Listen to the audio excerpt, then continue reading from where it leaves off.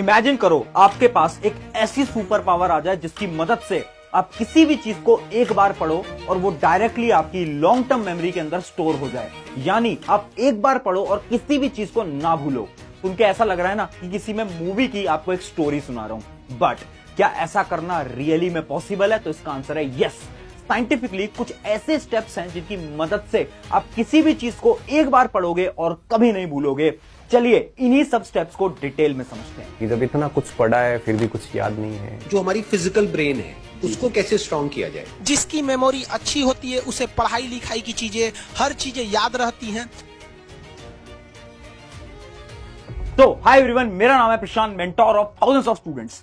पता है आपको दो प्रकार के स्टूडेंट्स होते हैं। एक वो स्टूडेंट जो कि किसी भी चीज को एक बार पढ़ता है और उसके ब्रेन के अंदर, उसकी मेमोरी के अंदर वो चीज हमेशा के लिए स्टोर हो जाती है। जबकि एक और टाइप के स्टूडेंट होते हैं, ये वो स्टूडेंट होते हैं जो कि चीजों को बार बार पढ़ते हैं, 2-3 बार रिवीजन भी करते हैं, बट उसके बाद भी ये किसी भी चीज को याद नहीं कर पाते।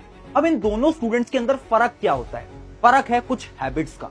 यानी जो स्टूडेंट 1 है ना, ये कुछ ऐसी हैबिट्स को फॉलो कर रहा है बचपन से जिसकी मदद से इसकी मेमोरी पावर, इसकी ब्रेन पावर बहुत ज्यादा स्ट्रांग हो चुकी है। और वो सारी हैबिट्स आपका जो स्टूडेंट 2 है वो फॉलो नहीं कर रहा है। अगर ये स्टूडेंट 2 इन मेथड्स को, इन चीजों को फॉलो कर लेता है ना, तो ये भी स्टूडेंट 1 की तरह ब्रेन इसका स्ट्रांग हो जाएगा, मेमोरी पावर इसकी स्ट्रांग हो जाएगी। सबसे पहले तो आप मुझे कमेंट करके बताओ, क्या आप स्टूडेंट 1 में से हो या फिर स्टूडेंट 2 में से हो? फटाफट से मुझे कमेंट करके बताओ। अब इस वीडियो को बनाने से पहले मैंने बहुत सारी रिसर्च करी, मैंने बहुत सारी ब्रेन रिलेटेड बुक्स पढ़ी और मैंने ब्रेन की थ्योरी को समझने की कोशिश करी। और उससे मुझे यह पता चला कि आपका ब्रेन काम कैसे करता है।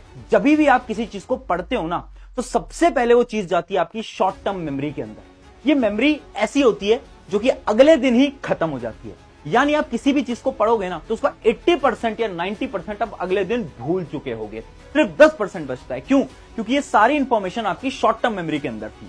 अगर आप उसी चीज को 2-3 बार पढ़ते हो, तो वो जो प्रोसेस है शॉर्ट टर्म मेमोरी का, वो डायरेक्टली जाता है लॉन्ग टर्म मेमोरी के अंदर। यानी आपकी सारी इंफॉर्मेशन अब लॉन्ग टर्म मेमोरी के अंदर स्टोर हो जाती है। और ये जो लॉन्ग टर्म मेमोरी है ना, ये थोड़ी अलग होती है, क्योंकि ये मेमोरी आप जब मन में चाहो तब आप इस मेमोरी को रिकॉल कर सकते हो, यानी याद कर सकते हो।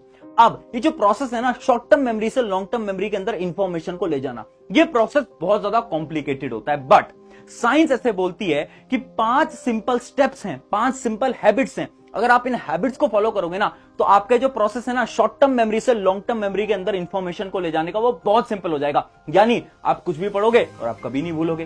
क्या है वो 5 स्टेप्स? एक एक करके बताता हूं, डिटेल में ध्यान से समझना। सबसे पहले हम बात करते हैं आपके स्टेप नंबर 1 की, जो कि है द मेमोरी वॉक। ये क्या होता है? 2 स्टूडेंट की कहानी से समझाता हूं। दोनों ही स्टूडेंट एवरेज स्टूडेंट थे, दोनों ही पढ़ने में एक जैसे थे, दोनों की मेमोरी पावर भी एक जैसी थी। अब एग्जाम दोनों के पास आ गए थे। अब ये जो स्टूडेंट 1 था ना, इसने एग्जाम के दौरान यानी उन 5 से 7 दिन के अंदर एक ऐसी हैबिट फॉलो करी जिसकी मदद से जब इसका रिजल्ट आया ना, तो सब शॉक हो गए थे, क्योंकि इसके मार्क्स बहुत अच्छे आ गए थे। ये एक बार पढ़ता था और इसे बार बार याद रहता था। एग्जाम में जो भी पढ़ के जा रहा है सब लिख के आ रहा है। जबकि जो स्टूडेंट 2 था, इसने मेहनत तो बहुत करी, बट एग्जाम के अंदर जब ये जा रहा है तो इसे याद ही नहीं आ पा रहा है। तो ये जो स्टूडेंट 2 था, इस स्टूडेंट 1 के पास आया और उसने पूछा, यार तूने ऐसा 7 दिन के अंदर क्या कर दिया? हम दोनों तो बराबर थे, अब तेरी मेमोरी इतनी तेज कैसे हो गई? तो इस स्टूडेंट ने बताई एक टेक्निक जिसका नाम है द मेमोरी वॉक।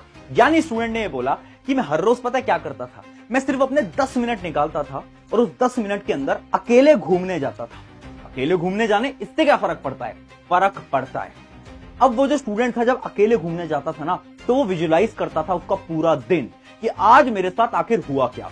आज मैं स्कूल में गया, आज मैंने इस किताब में ये पढ़ा, आज मेरे को एक दोस्त मिलने आया था, मैंने उससे ये बात करी, ये करा, वो करा, वो करा। तो पूरे के पूरे दिन को विजुलाइज करता है अपने ब्रेन के अंदर। कब? जब वो 10 मिनट घूमने जाता है। अब इससे क्या होता है ना, साइंटिफिकली इस टेक्निक से आपके जो ब्रेन के न्यूरॉन्स हैं वो आपस में लिंक करने लगते हैं। और जब वो लिंक करने लगते हैं तो आपकी जो मेमोरी है, आपकी जो थिंकिंग है, वो स्ट्रांग होती जाती है।